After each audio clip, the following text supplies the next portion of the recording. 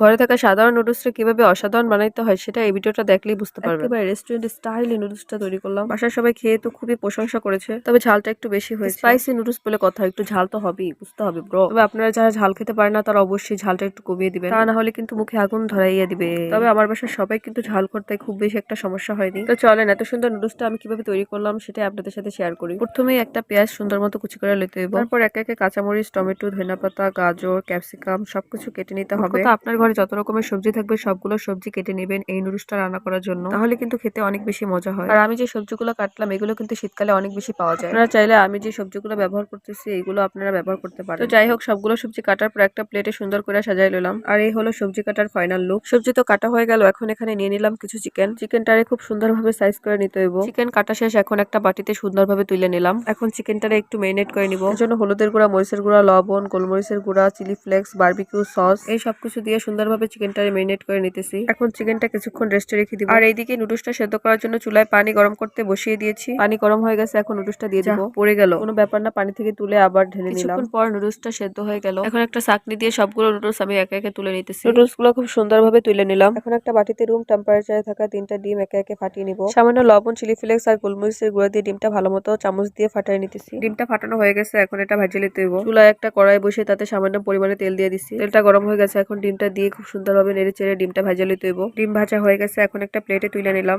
ওই কড়াইতে মেরিনেট করা চিকেন গুলো দিয়ে দিলাম। চিকেন গুলো ভালোভাবে ভেজে একটা বাটিতে তুলে নিলাম। এখন ওই কড়াইতে কেটে রাখা পেঁয়াজ গুলো দিয়ে দিলাম। পেঁয়াজ গুলোর একটু লাল লাল করে ভেজে নিতে হইব। এখন কেটে রাখা কাঁচামরিচ, ক্যাপসিকাম, গাজর দিয়ে দিব। সবকিছু খুব ভালোভাবে নেড়ে চেড়ে সেদ্ধ করে নিতে হবে। সবজিগুলো ভাজা হয়ে গেলে এখন দিয়ে দিব টমেটো আর ধনেপাতা। টমেটো আর ধনেপাতা কিন্তু সবজি সিদ্ধ হওয়ার পরে দিতে হবে, না হলে কিন্তু গলে যাবে। তো যাই হোক, এখন দিয়ে দিব মশলার বাটি ধোয়া পানি। তারপর একে একে দিয়ে দিব গোলমরিচের গুঁড়ো, চিলি ফ্লেক্স, পরিমাণ মতো লবণ, বারবিকিউ সস এই সবকিছু দিয়ে ভালোভাবে নেড়ে চেড়ে নিতে হবে। সবকিছু মেশানো হয়ে গেলে এখন উপর থেকে দিয়ে দিব ভেজে রাখা চিকেন আর ডিম। তারপর দিয়ে দিব নুডলসের একটা মশলাটা দিয়ে একটু নেড়ে চেড়ে এখন দিয়ে দিব সেদ্ধ করে রাখা নুডলস গুলো সবজির সাথে খুব ভালোভাবে মিশিয়ে নিচ্ছি। নুডলসটা হয়ে গেছে, এখন উপর থেকে আরো কিছুটা ধনেপাতা কুচি দিয়ে নেড়ে চেড়ে নামিয়ে নিলেই তৈরি হয়ে যাবে মজাদার স্পাইসি নুডলস। তো এই তো আমার নুডলস রান্না করার শেষ, দেখতেই পাচ্ছেন কত সুন্দর হয়েছে। তো আপনারা বাসায় 2 মিনিটে ঝটপট বানিয়ে খেতে পারবেন এই নুডলসটা। তো আজকে এই পর্যন্ত, সবাই ভালো থাকবেন, আল্লাহ হাফেজ।